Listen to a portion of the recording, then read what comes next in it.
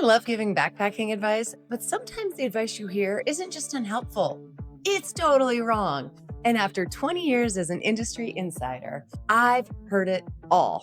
Today, we're busting some of the most common backpacking myths so you don't waste your time, money, and sanity on bad info. And hey, if you've got a myth of your own, drop it in the comments below. Don't forget to subscribe too if you want the inside scoop from someone who's been testing gear and living this life for more than 2 decades. Myth number one: backpackers are hardcore survivalists. You'd be surprised at how many people out there think backpackers are basically bushcrafters, out there hunting, foraging, and building shelters with an axe. Nope.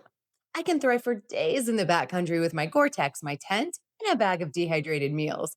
But if you asked me to live off the land, I'd be toast. I would probably chop off my damn thumb with that axe. That's just not reality. But here is the reality: backpacking is about being prepared and efficient, not auditioning for naked and afraid. Myth number two: the trail is dangerous for women alone.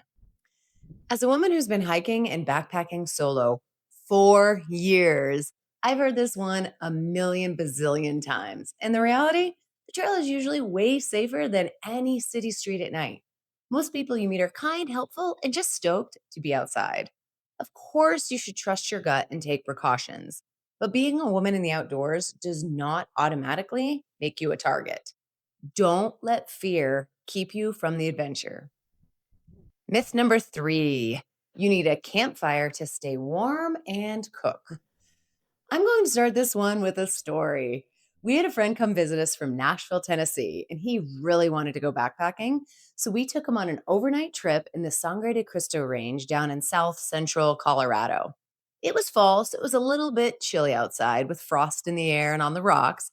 And our friend almost lost his dang mind when we told him we didn't have any plans to have a backcountry fire. I think he maybe even threatened to throw himself into the lake. But honestly, having a backcountry fire is a truly outdated concept. In the Western US, where I spend most of my time, campfires are a serious wildfire risk that we don't need to take, considering we're burning every summer anyway. And fires scar the landscape. Regardless of whether you make the fire in a pit in the dirt or do it on a rock, that scar's still there for decades. Not exactly LNT, right?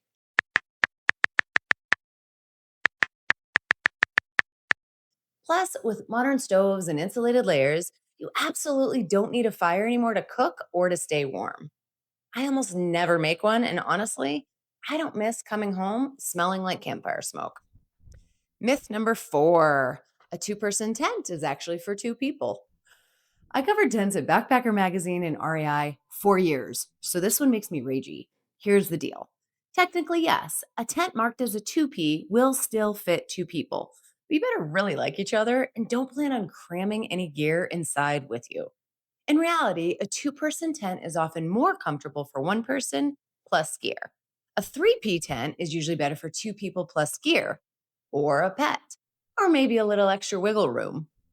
When you're shopping, look at the square footage instead of the number.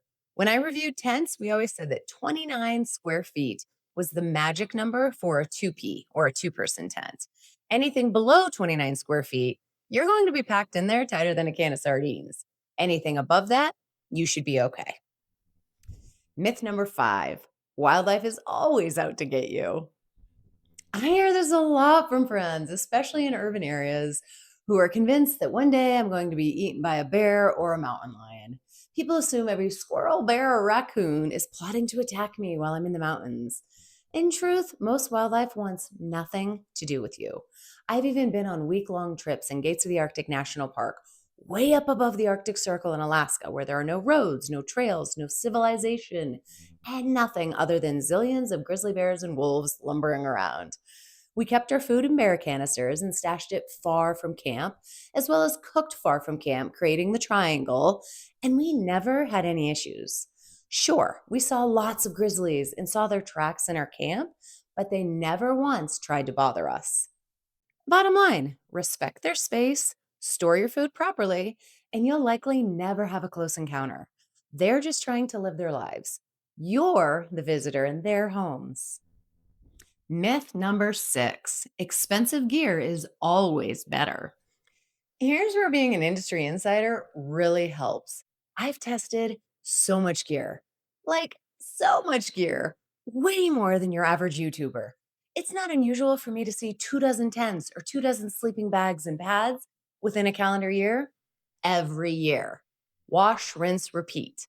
And while some high end pieces are worth the money, more expensive does not always mean better.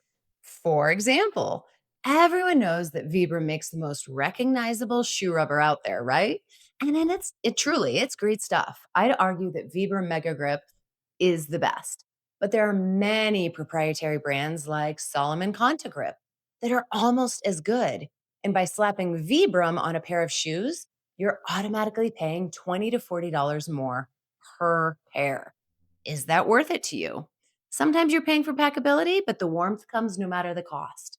Most often, you're paying for environmentally friendly materials.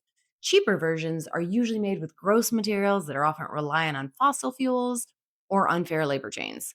None of these things are good, obviously, but it is worth digging into why the product is affordable because sometimes there is fantastic budget gear out there that performs quite well. Myth number 7: sleeping naked keeps you warmer. Truly, I've heard this one so many times. People swear that sleeping naked in your sleeping bag will keep you warmer. Y'all, it literally makes no sense. It sounds kind of fun in theory, but the science says otherwise.